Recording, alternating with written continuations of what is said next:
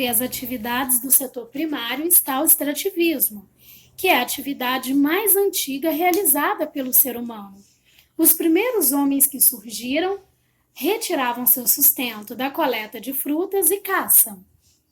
O extrativismo consiste na retirada de recursos da natureza ou riquezas da natureza, sem que tenhamos cultivado. Recursos naturais são classificados em renováveis, que são aqueles que se formam novamente no tempo humano, solo, água, vegetação, sol, vento, são exemplo desses recursos que se formam constantemente. Entre os recursos não renováveis, ou seja, aqueles que demoram milhões e até bilhões de anos para se formar, está os combustíveis fósseis como carvão, petróleo, gás natural e metais como ouro, a prata, níquel, ferro. Tá? Esses recursos aí demoram bilhões de anos para se formar, portanto não se renovam no tempo humano. O extrativismo é classificado em animal, vegetal e mineral, dependendo do tipo de recurso que retiramos da natureza. Vamos conhecer um pouco mais sobre o extrativismo vegetal. O extrativismo vegetal consiste na retirada de plantas, de árvores ou parte delas da natureza. Pode ser extração de raízes, de folhas, de frutos.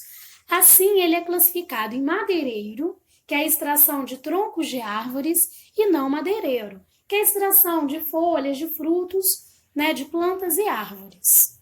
Esse tipo de extrativismo pode provocar grande impacto na natureza, pois se retiramos mais árvores ou plantas do que a capacidade que a natureza tem de regenerar, várias espécies podem desaparecer, entrar na lista de espécies em extinção, diminuindo assim a biodiversidade, que é a variedade de espécies. O Brasil, enquanto um país localizado na zona tropical, possui uma incrível biodiversidade, uma incrível variedade de espécies de fauna e flora.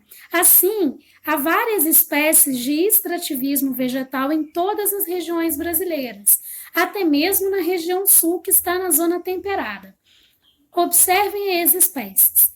Na região norte, nós temos buriti, cupuaçu, babaçu, açaí, látex, entre outras espécies. A região norte, que é a região onde está localizada a floresta amazônica, é a região mais rica em termos de extrativismo, sendo a principal atividade econômica da região.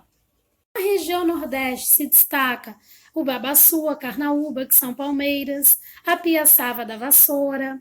Na região sudeste, o pequi.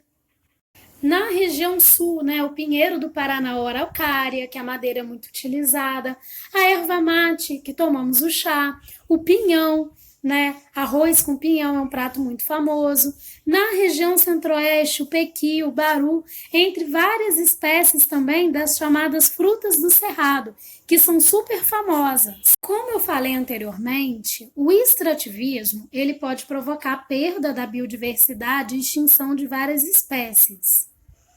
Assim surgiram as reservas extrativistas, ou RESEX. Nessas áreas, qual é a ideia?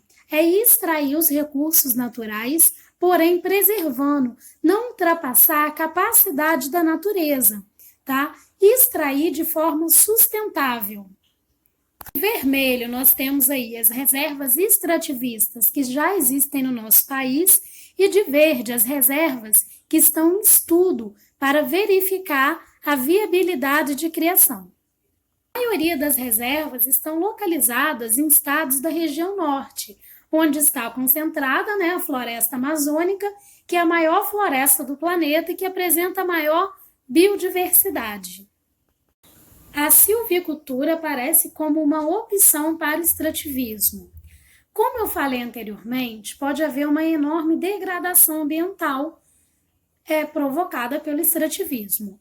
A silvicultura consiste no cultivo de espécies florestais, ou seja, planta-se espécies de árvores, para depois extrair a madeira.